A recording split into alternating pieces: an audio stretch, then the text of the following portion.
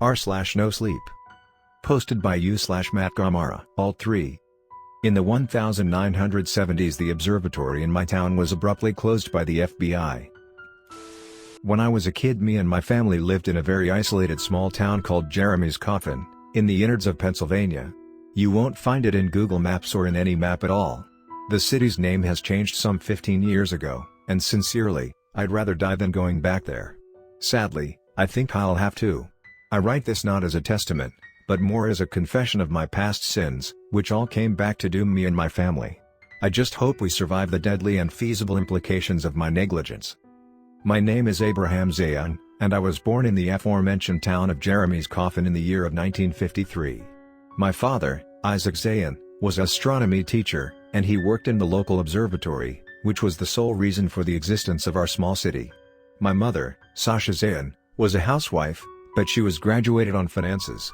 She just didn't like to work, I think. Jeremy's Coffin is a strange name for a city, but it made sense on the context. Jeremy Sailorhead was a 19th century famous engineer who had an enormous estate there, before the city was built. He had a special passion for the stars, and created an enormous particular observatory inside his property. Also had an entire forest, a lake, tons of buildings, and a personal library. Sadly, Jeremy never had any children, and died when he fell from the observatory's spiral stairs at age 36. Because nobody legally owned the lot when it happened, his former employees literally settled around the place, and quickly a small city grew along Jeremy's Coffin. All buildings were invaded by the new residents, all of them but the observatory, which remained closed for years. In 1922, the city of Jeremy's Coffin was formally created, and the observatory was nationalized and reopened by the new mayor in the following year. It wasn't by any means the best or the most advanced observatory even in Pennsylvania, but it was important for the inhabitants because of its historical and cultural value, and a few tourists even came to visit it every now and then. In 1946, my father was employed as one of the lead scientists of the observatory. I don't know in which projects he worked exactly or what they researched there, he never told me. I only know that almost every month the local school made a field trip there and he gave lessons on astronomy. As a child I had some of those lessons, and I remember how excited I got knowing that my father was the almighty scientist teaching us all those amazing factoids about the sky. Well, Jeremy's Coffin wasn't exactly a big city. In fact, we had only about 20,000 citizens by the 60s, and only my father and 3 other scientists and 1 janitor worked in the observatory. And as every small town, we had our fair share of eerie stories. I know it seems off topic, but you'll need to know all context before I delve into my personal story. In my youth, I had a bit of interest on the paranormal. Not only me, but my friends as well. On the vacations, we would meet in my friend Carl's ranch next to the city's lake and tell ghost stories. Obviously, most of our stories were made up, but sometimes our parents would join us and tell their stories too. And holy shit, their stories were really scary. Probably false, but scary. We were just kids trying to create horror tales. They were grown-ups that had been through a lot and knew how to scare. I must have been around 10 or 11 years old when this happened. After I got so freaked out by a story told by my friend Lala's mother that I peed on my bed, I decided that I'd learn how to scare too. Look, I've never had been a huge fan of reading before this event, but I've had been to the old library a couple of times because I needed to research for my homeworks, and I remembered that there was a session on the library that I'd never go. The Dark Zone. Jeremy Sailorhead had interest in occultism, parapsychology, and bizarreness in general. His books were still there, even more than 50 years later, and nobody dared to rent something from there. At least not openly. I entered the library and went there. The session was as dusty and dirty as it was empty. I doubted if they had ever cleaned it since Jeremy died. Ironically, I became addicted to the old creepy books. Malleus Maleficarum, the Goetia, the Codex Higas. There were copies of several pieces of bizarre literature there. Soon my afternoons turned to researching forbidden knowledge and learning some Latin. Carl Joffrey, my friend who belonged to the family who owned the ranch, soon joined me in my explorations, and we kept reading there every day for a few months. Until we decided to try a ritual by ourselves. We were both 12, and after 1 year or 2 secretly learning occultism, we thought we were already expert magicians. Oh, how dumb we were. We decided to talk to Jeremy Sailorhead. It was a Saturday evening, and the place wouldn't open on weekends at the time. We secretly entered the observatory using a key I had stolen from my father, turned on the lights and went up to the place where the founder had accidentally fallen from the stairs, and prepared ourselves with some purification rituals and prayers. Soon we were ready. We carefully put the Ouija board we brought on one of the steps and began the whole thing. I don't remember exactly how it happened, it was a very long time ago, but I remember that after some good 15 minutes without answers, we were greeted by an entity that called itself the Gravedigger. "Hello. I'm the Gravedigger. I'll answer 3 questions peacefully. If you want another one, I'll take something in return." Obviously that scared the shit out of us. I even suspected that Carl was messing with me, but he seemed quite scared too. We exchanged looks, and decided with a nod that he'd make the first question. "Are you a spirit, a ghost?" he asked, trembling. "No." "Are you Jeremy Sailorhead?" Carl questioned. "No." We were about to make another question, but we saw the thing moving toward the words by itself. Also, I remember in this exact moment the lights started flickering. But he died because of me. I thought of getting up and running away, but I was too scared to do anything. Carl's voice was stammering, but somehow he had the guts to ask his final question, "Why did you murder him?" "I didn't. He killed himself." "You convinced him to kill himself?" Carl realized he had made a 4th question and his face became completely pale. I'm so sorry, Abe," he muttered to me. The air got very, very cold, and the lights turned off completely. Except one. The shining moonlight that came from the huge telescope on the upper end of the stairs. I stood still, paralyzed by the fear, as he climbed up the stairs without saying anything and looked through the telescope. That was the loudest scream I have ever heard. Carl climbed down the stair running as if evil itself was behind him, and even with my screams trying to calm him down and with no light at all, he continued. He stumbled on the Ouija board and, well, you guess it, he fell down from 11.5 feet and hit his head very hard on the floor. Immediately after the accident, the lights turned on, and I carefully climbed down the stairs and went to where he landed. The Ouija board was right to his side, and a small amount of blood had covered the yes. Obviously Carl wasn't well, and I'm not in any way trying to justify what I did. But please know that I was just a child that thought I could play with something far beyond my comprehension. I thought that if I stayed there or tried to help my dad would forbid me of going to the library or talking to Carl or even going to the observatory again. I didn't know what to do, so I ran away as fast as I could, locked myself in my room and hid under the bed's blankets. I only woke up at noon on the following day. My parents asked me about Carl, and I had to lie that I didn't know where he was. Turns out he never went home, and his parents were knocking on all his friends' doors searching for him more information. Guilt corroded me, but I managed to hide what I had done the previous day. I stayed most of that Sunday in my room, praying for him to be well. Carl was found when my father and his coworkers entered the observatory on Monday's morning. Still alive, but unconscious, and with several exposed fractures, including one in his spine. He was taken to a hospital in Philadelphia and was kept there for months. He never walked again. I was scared he was angry at me and didn't want to see him, but my mother took me anyways on Wednesday. My friend was completely covered in plaster, could only move his head and left arm, and had a very visible scar that commenced on his forehead and went down to his chin, passing through an eye, which also was removed in the accident. But if that wasn't enough, his brain suffered an extremely serious trauma that almost completely incapacitated his ability to talk.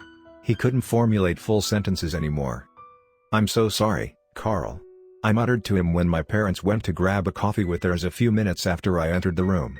He grabbed my arm firmly, and with tears falling from his only eyes, he whispered, "Kill." He pointed at himself. I looked him in the eye. Despair. Fear. Bleakness. Pure horror. I could only see those emotions on his eyes. That single look scared me more than everything that happened before. Carl didn't want to die because of his new condition. Or because he feared the Gravedigger. What he saw in that telescope scared him forever, so much that dying was the only way of fleeing from whatever he'd seen. I didn't kill him. I tried to tell him that all would be okay. But I knew it wouldn't. I never saw Carl again after that. The next Friday he finally got able to use his other arm again, and he grabbed a pen and plucked his remaining eye out, before he penetrated his forehead with it so hard that they only removed it with surgery. The doctors saved him, but Carl basically gave himself anencephaly. He died 2 or 3 years later when a rat decided to live in his innards and ate his functional organs. This occurrence made me immediately lose all interest I had in the occult. In fact, I grabbed all my magic diaries, Ouija boards, amulets and things related to occultism and buried it all in a box on my backyard. I started consulting myself with a psychologist and acquired a severe phobia of the observatory. Even talking about it sent chills down my spine. Needless to say, my relationship with my father was severely affected. He always talked about astronomy. Seeing him reminded me of the observatory. Several years later, me and my therapist started in specific treatment to eliminate my fear from the observatory, which got so critical that even looking to the sky was making me cry in fear. I began to confront my fears by studying astronomy. I ended up becoming a man of science, and going every time I could to the observatory with my dad and looking at the stars with a telescope. My memories of Carl, occultism, the Gravedigger, and the stars were repressed, and I somehow ended up forgetting everything. Carl was a childhood suicidal friend who went to the observatory to kill himself. I once had an interest on magic or something, but magic didn't exist. The only thing that I believed now was science. And I didn't even know what a Ouija board was anymore. At age 17 I went to study astronomy in New York, and a few years later, was officially an astronomer. My father easily arranged for me to have an internship in Jeremy's coffin, and of course, I went there to work with him. The observatory was no longer in any way a spooky place, but a house of cosmic contemplation and science. We even frequently joked about the two tragedies that unfolded there. We jokingly called the spiral stairs of doom. 1 or 2 years after I was officially hired as a member of the observatory, the janitor succumbed to old age. He was at least 70 years old, and we began doing the cleanup ourselves cause we were affording to buy some new equipments or something. I don't remember very well. What I do remember are the events that happened on the 12th of August of 1977. It was 6 p.m., our work shift was done, and me and my father were turning the equipments off and preparing to leave, when two of the other scientists, Spencer Collins and Victor Gustafson, decided they'd turn on the huge television we had on the main room and eat some barbecue. It wasn't atypical of them. Victor and Spencer did that every weekend. They invited us, and my father agreed to join them, but I got charged with cleaning everything that day because one of the other scientists was traveling to Italy, and was too tired. I ended up going home. 2 or 3 hours later my father called home. My mother picked up the phone and gave it to me. Dad told me to get some beer for them on the nearby supermarket because they had found a fun red board they were playing with or something. I didn't correlate the things at first. I wish I had. I wish I had told them to stop playing and leave the fucking place immediately. But my memories of what happened were buried for nearly 10 years. It all happened in less than 15 minutes. I went to the nearby supermarket, bought 2 packs of beer, walked to the observatory, and entered. I was greeted by a vision of Spencer and my dad trying to immobilize Gustafson. The poor man was trying to stab his own eyes with the steak knife they used on the barbecue. In front of the TV lay the Ouija board. And then all memories that I had carefully repressed for so long came back to my mind. Please, let me die. Please. I don't want to see it anymore. He screamed in horror. Abraham, come here, help us. My father screamed, clearly struggling to hold his colleague. It was a weird sight. Victor Gustafson was always very skinny, short, and at that moment was barely 60 kilograms, while my father and Spencer were both a bit fat and significantly taller than him. Yet, he was clearly about to outmatch them. I dropped the beers and went to help them. Did he use the telescope? I asked, shivering and hurrying to where they were. My father simply nodded, still not fully comprehending what was happening. Whatever had killed Carl years ago and Jeremy decades ago was back. Whatever it was, it waited for years, without attracting any attention, and then striked. It waited for the time when I'd have completely forgotten it. Memories came to my mind from all the years I had worked there. The Gravedigger had always been there. All my life. Even my years in New York, he was right at my side, stalking me and observing. That day, so many years ago, I was supposed to die. But I fled. Calm down, Victor. I shouted, as I joined efforts with my father and my colleague. I looked into his eyes. The same look that I saw on Carl's eyes that tormented me for so long was there. He had seen the Gravedigger in all its dreadful glory. Like Jeremy Sailorhead. Like Carl Joffrey. This terrified me so much that I for a moment hesitated, and Gustafson freed himself, severing his hand in a brutal move and kicking me and my father away, before cutting his stomach and letting his bowels fall to the floor in a gory mess. Oh my God, Abraham, call an ambulance, please. My father screamed, as he removed his own coat and tried to use it to stop Spencer's bleeding. I ran to the observatory's telephone and immediately called the emergency services. 911, what emergency services you require? I need an ambulance. There are 2 people very wounded in the observatory. Calm down, sir. Where are you right now? Was physical violence involved? All lights on the building turned off, and the phone did it as well. It's all your fucking fault, Abraham. We talked with Carl. You knew about the Gravedigger. You always knew. Spencer muttered, even tough. He was clearly losing his consciousness. Shut up, Collins. Blame yourself for playing with ghosts like it was nothing. Dad said. I saw he was having a hard time breathing. The kicks had probably fractured 1 or 2 ribs. Dad? Did you look through the telescope? I asked. No, I didn't. Neither did Collins. Just Gustafson here did. Okay. Please, do not look through it. Help Spencer, I'll call for help. I asked and left, running to ask for help on the town. A few minutes later I was back in the observatory with 2 police officers, an ambulance and 2 or 3 helping peasants. I don't remember exactly where I went for help. I was so worried that I couldn't even think right about it. But when I got back, my dad was pale. Even more than before. The police was already talking to him, so I couldn't say anything, but I was able to exchange looks with his eyes before he entered with Spencer in the ambulance. Why? Why the fuck did he look through the telescope while I went to ask for help? I tried to go to the hospital where they were being taken, but the police handcuffed me and brought me to testify on the police station. I was covered in blood and was the only one who wasn't hurt after all. I spent several hours answering questions there. When the news arrived, Dad had cut his throat with a broken piece of the mirror in the hospital room. When I arrived in the hospital, he was already dead. What happened next hurt me so much that I don't want to write much about it. Dad's suicide had broken my mom, and she ended up having severe psychological problems after it. A few months later, she joined a weird Christian cult and moved to Guyana. Never saw her again after that. I never went back to that motherfucking observatory, neither did Spencer Collins, who in fact, I've never heard of again since he left the hospital.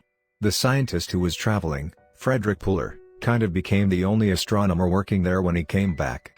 He tried to contact me to come back or even hire new people from outside the town, but he wasn't successful, and ended up working alone there.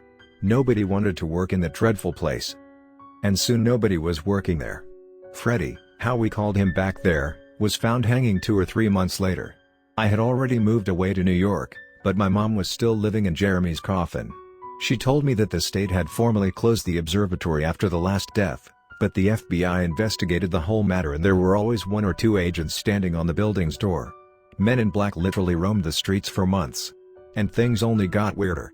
People started to disappear, and the city acquired such a bad reputation that its name had to be changed. And honestly, I never cared about the new name. I never forgot what happened, but got over it.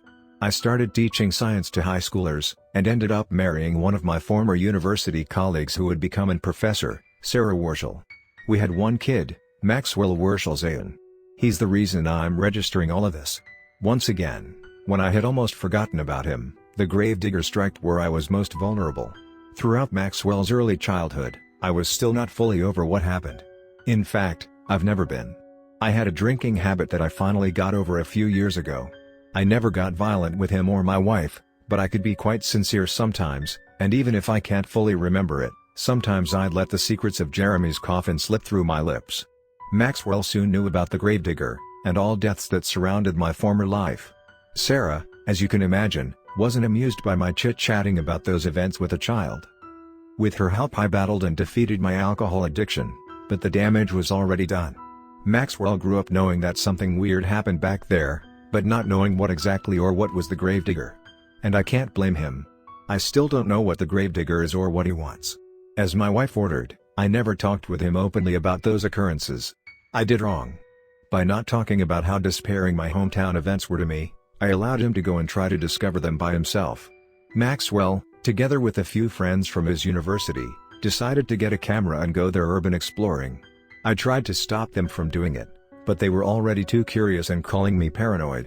I'm on a bus that's headed to Jeremy's coffin right now. Or what's left of it. The city looks like a fucking ghost town and most of it is now old and decaying. I don't know if I'll be able to save Maxwell and his friends, and I doubt I can arrive in the observatory before them. They left at least 1 hour and a half before I got into the bus. I don't know if I will survive. But please, like suicide and drug addiction, these kind of paranormal things must be discussed. Forgetting the past or ignoring it allows it to happen again. I've committed this error twice. This is the main reason I wrote all of this. If it happens with you or in your family, don't bury the memory. Talk about it, even if it hurts. There's no way it'll surprise you if you do it.